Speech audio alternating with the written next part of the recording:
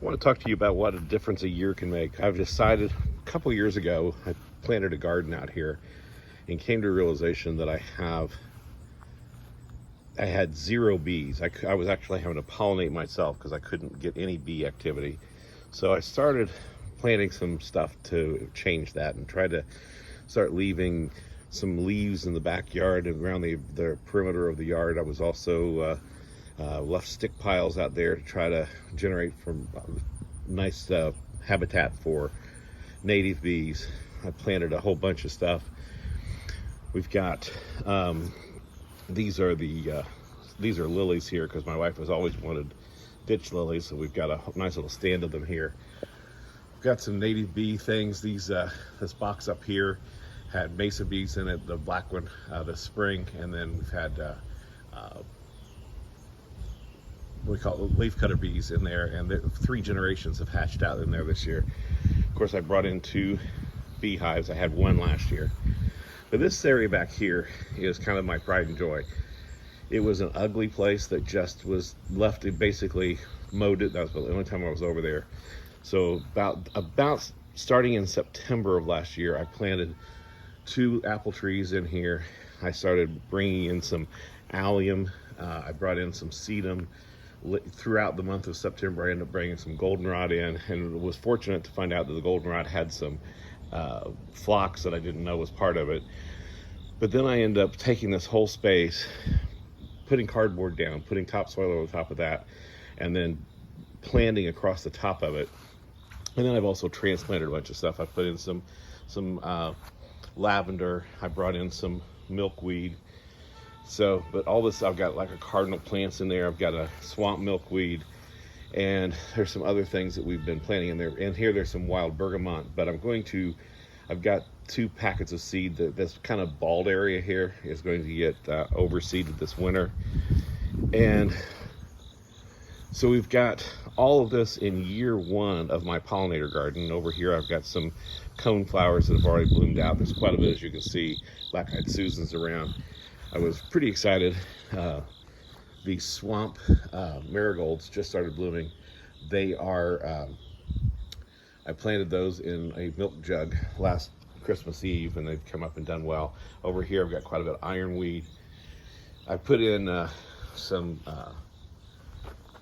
sunflowers just to give me some volume year 1, when I knew that a lot of stuff, a lot of your perennials take 3 years before you really see the activities going on them. Over here there's a lead plant that I just brought in, another cardinal plant, a blue cardinal plant. And this bald area here, I've got some wing stem, and I've got bonaset that I'm going to be planting in there this winter. The sedum was transplanted. As you can see, the bees are real happy that it's there because it's just got quite a bit of activity on it. And I've got several asters here. It looks like a couple of them might start blooming before the year is out.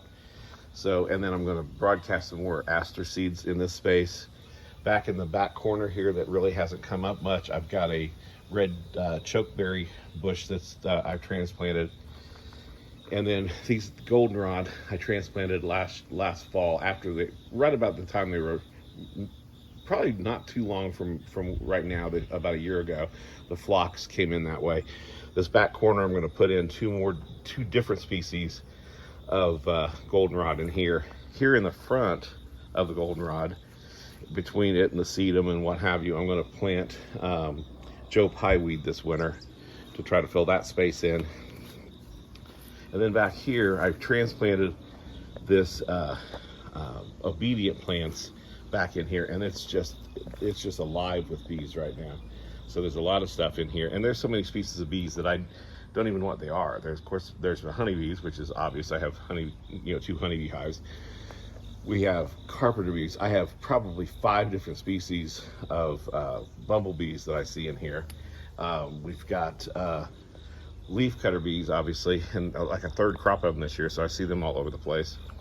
We've got a lot of these little bees that are so tiny that I can't even figure out what they are, but it's really fun to be out here and enjoy all these. This bald There's ironweed in here. I'm going to overseed that as well with more ironweed this winter. This area here, there's some mint. Over here, there's giant purple hyssop. I've got 3 plants of that in there. And then I've got, like I said, this hairy wood mint that's in here. And I'm going to top seed in that area also with some St. John's wort, which is not native, but my wife wants me to plant some. And you know how that goes, boss wins. So we got ironweed in here. And then along this wall here, I'm going to put more wingstem and more boneset. We got like I said, the swamp marigolds in here. Down here, I've got some purple coneflowers that are kind of bloomed out. And I'm going to top seed over the top of them to make that a little thicker.